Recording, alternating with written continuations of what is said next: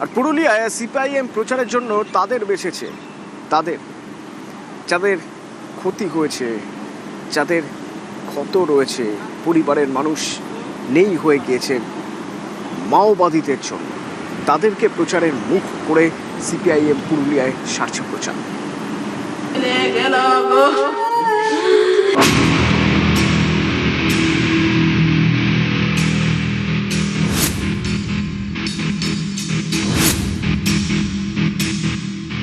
এখানে আমরা 37 জন শহীদকে স্মরণ করেছি।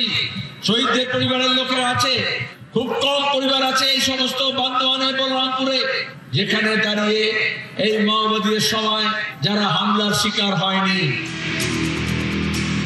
পুরুলিয়া জঙ্গলমহল, একসময় এই জঙ্গলমহলে ছিল ভয়ের পরিবেশ, মাওবাদী আতঙ্কে ঘুম ছুটেছিল।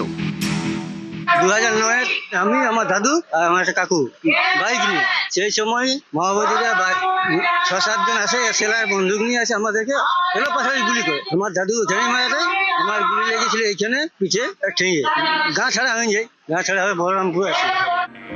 তখন রাজ্যের শাসক দল সিপিআইএম। মাওবাদীরা নানা সময় তাদের নেতাকর্মীদের টার্গেট করেন। সিপিআইএম এর দাবি, মাও সন্ত্রাসে পুরুলিয়ার বান্দোয়ান এবং বলরামপুর বিধানসভা কেন্দ্রে নিহত হন তাদের দলের 36 জন কর্মী সমর্থক। আজও খোঁজ মেলেনি এক আইসিডিএস কর্মীর। হাতে বাঁধে নিয়ে যায় আর জঙ্গলে রাস্তার গায়ে দুজনকে বসার পর বাঁধা গেলে আমার হাতের থেকে খুলে দেয় আর গুলি চালায় আর আমার মাথাটা কিভাবে হেলে গেছিল আর দ্বিতীয়টা ওর দিকে একটা আওয়াজ করেছে, আমি এইভাবেই থাকি আর তারপর আমি ওইভাবে ঝাঁপ দিয়ে উঠে আর দৌড়েছি আর 2009 আমি, আমার দাদু আর আমার একটা কাকু বাইক নিয়ে, সেই সময় মাওবাদীরা 6-7 জন আসে, সেলার বন্দুক নিয়ে আসে, আমাদেরকে এলো পাশাপাশি গুলি করে। আমার দাদু ওখানে মারা যায়, আমার গুলি লেগেছিল এইখানে পিঠে ঠেঙে, গা ছাড়া হয়ে যায়, গা ছাড়া হয়ে বলরামপুর আসে। বাড়ির লোককে হারিয়েছেন, জীবনে যা ক্ষতি হয়েছে তা মেটার নয়, কতটাও রয়ে গিয়েছে।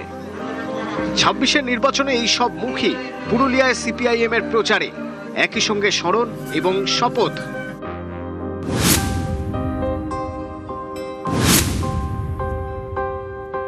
এখানে আমরা 37 জন শহীদকে স্মরণ করেছি।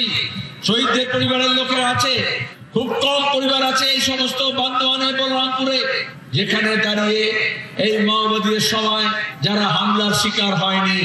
মমতা ব্যানার্জি গদিতে বসার জন্য এই মাওবাদীদের স্টেন গানার, মেশিন গান আর ল্যান্ড মাইন নিয়ে এ রাজ্যকে ছাড়খাড় করতে চেষ্টা করেছেন। সবাই মিলে বলেছিল লাল হাটা দেশ বাঁচাও। লাল হটেছে কিন্তু দেশ বাঁচেনি, তাই দেশকে বাঁচাতে হলে আবার লাল ঝান্ডাকে মজবুত করতে হবে।